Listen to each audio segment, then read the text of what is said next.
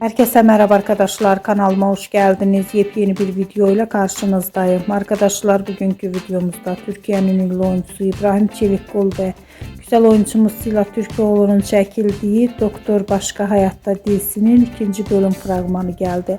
Ben de bu muhteşem fragmanı sizler için YouTube kanalımda video halinde sunuyorum. Umarım beğenirsiniz. Arkadaşlar, videomu beğendiyseniz kanalımı izlemeyi ve bildirim butonuna basmayı unutmayın. Şimdilik benden bu kadar olsun. Yeni videomuzda görüşmek üzere. Hoşça kalın.